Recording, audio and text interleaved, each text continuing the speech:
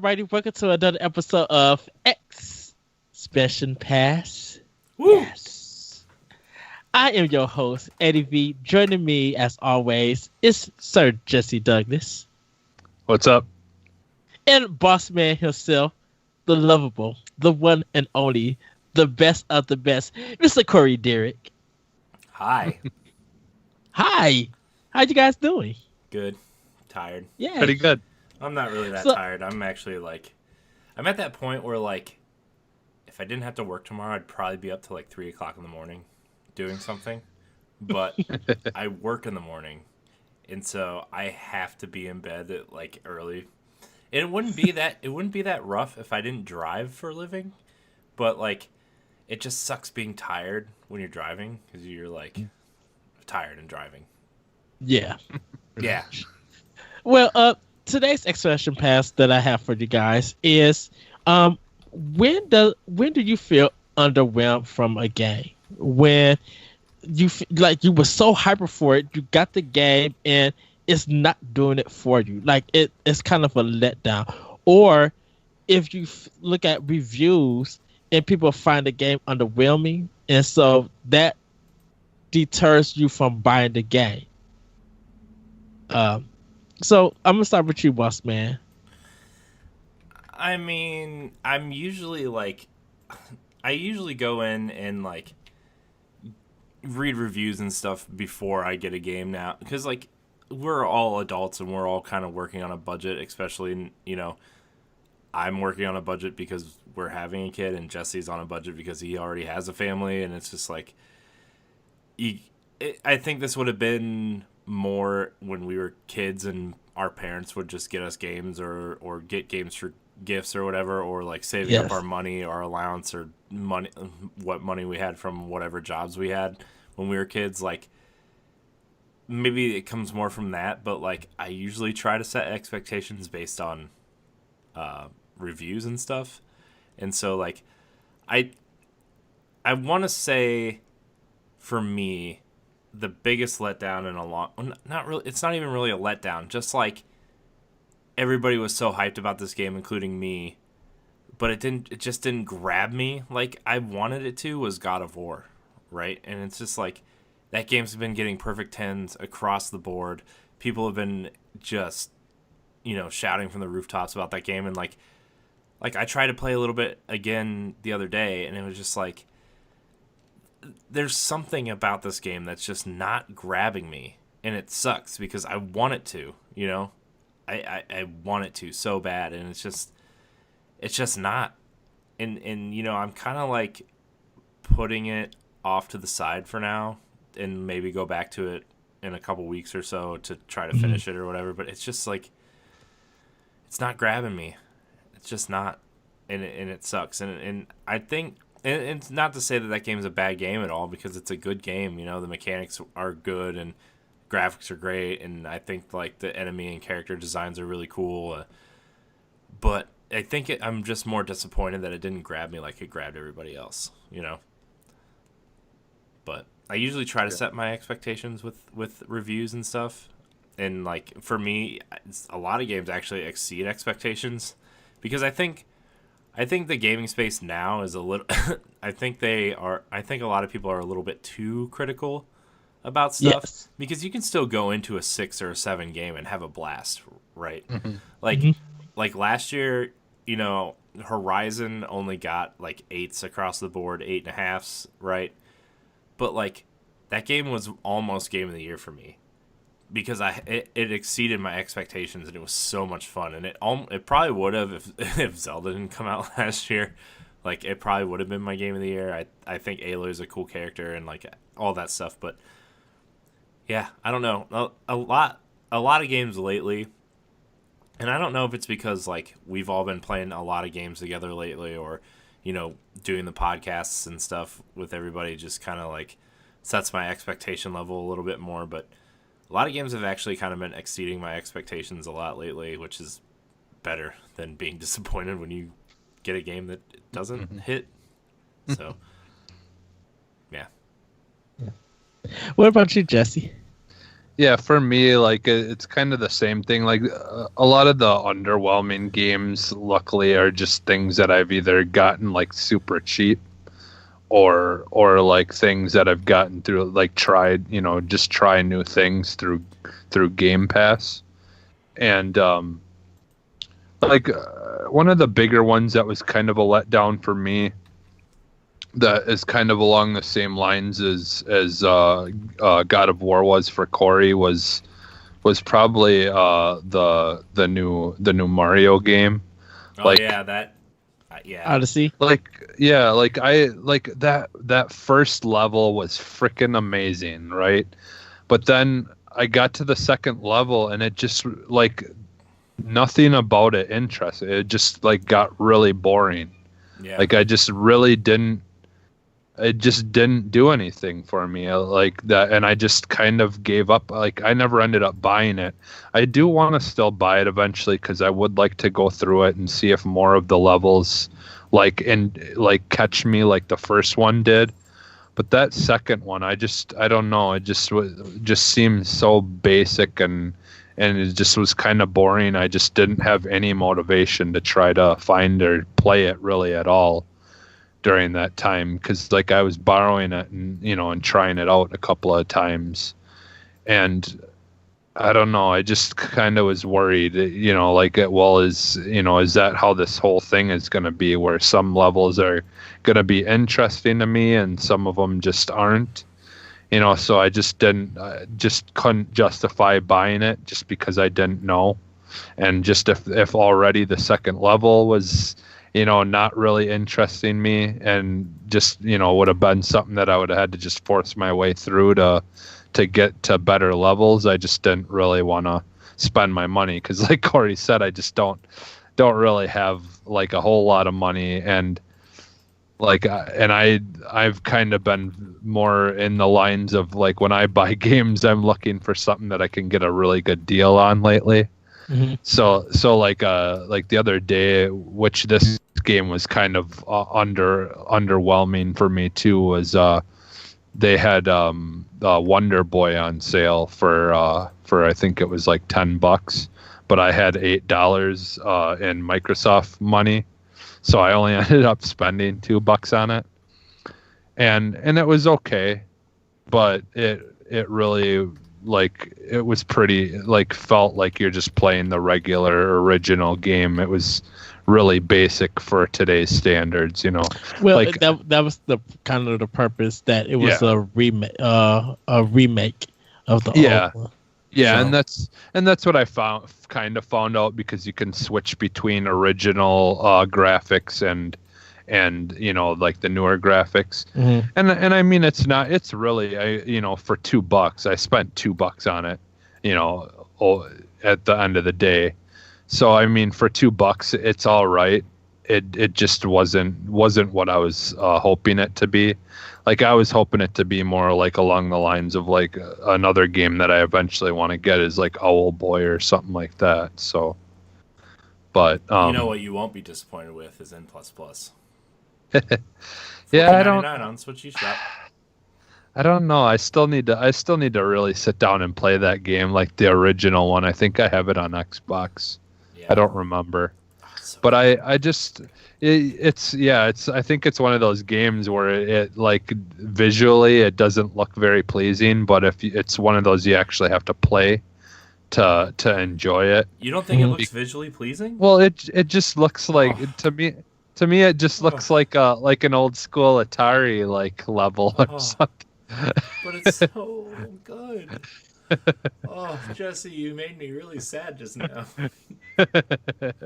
I haven't, but again, I haven't really played it, so I don't. It just didn't look like something I would like, but so many people say it's good, so I'll have to try it before I can say for sure. But Yeah, if you have the first one backwards compatible, I would highly recommend playing that one first to see if you like it before you spend the $15 on the second one, because the second one is really just more of the same, but like awesome. yeah. Sorry, Yeah, well- I really love that game. It's Well, no, I know, and I don't really want to say too much because I don't really know like for sure, but like just as from a visual standpoint, it just looks kind of like really basic. So I just didn't know if it would be. It's hard to say, looking at it, whether I know it's going to be something I'd like. Be deceiving. Yeah, exactly. That's it. And that's why I kind of want to reserve my judgment completely for, until I actually play it. But yeah, I mean, I don't know.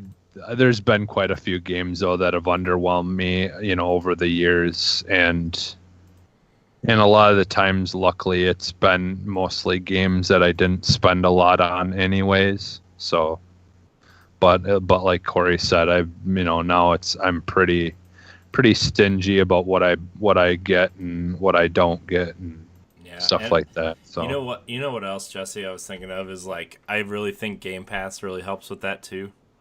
Yeah. Where like, look, I don't know if I would have ever spent $60 on Sea of Thieves. It's fun playing with everybody, and like I probably would have since we were all playing together or whatever. But like if we weren't doing this show or anything, like I don't know if I would have ever purchased Sea of Thieves just based on the content that's there, or like State of Decay. My whole interest in that game is playing co-op with you guys, and if we weren't doing this, I wouldn't spend the money on it.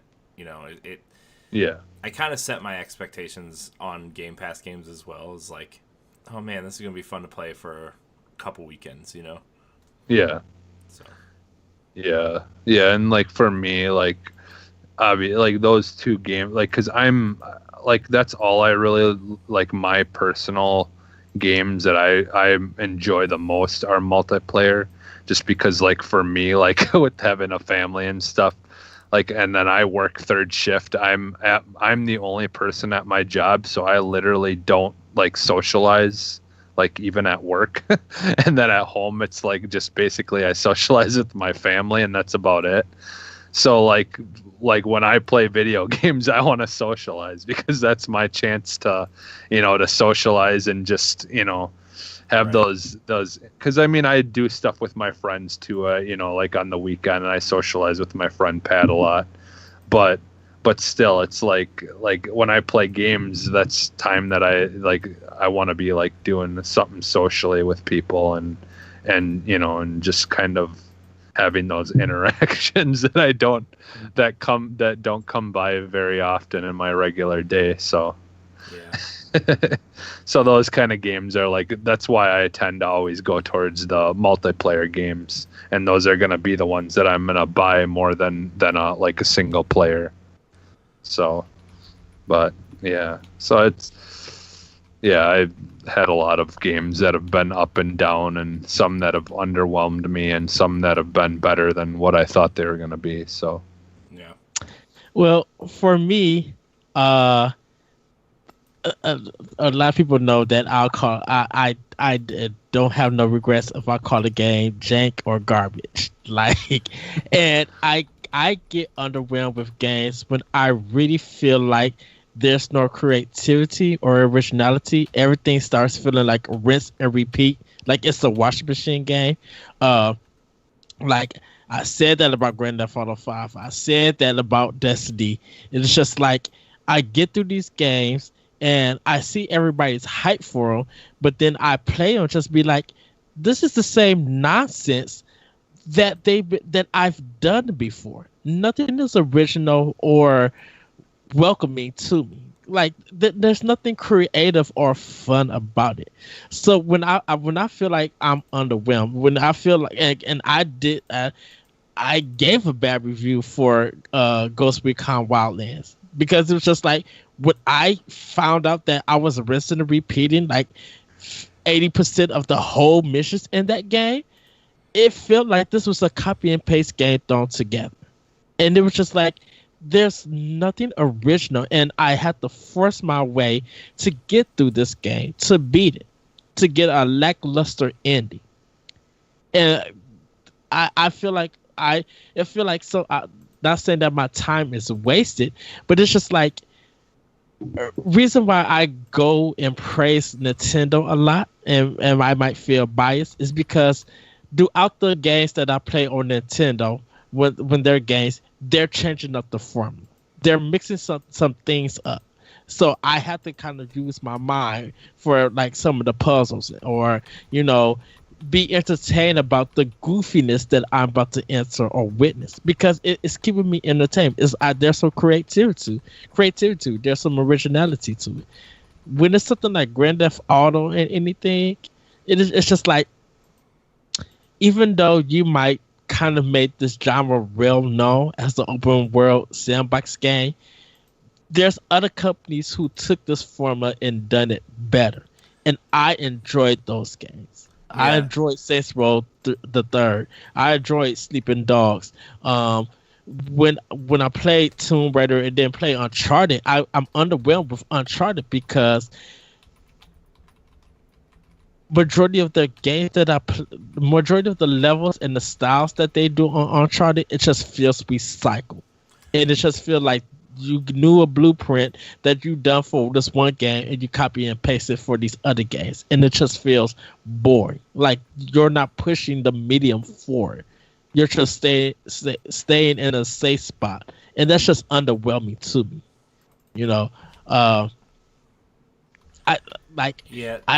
To go back to your point on Grand Theft Auto, like, I recognize the importance of what that series has done for gaming, but like you said, like, there's a lot of open world games that have done the open world, I don't want to say better, but more interestingly.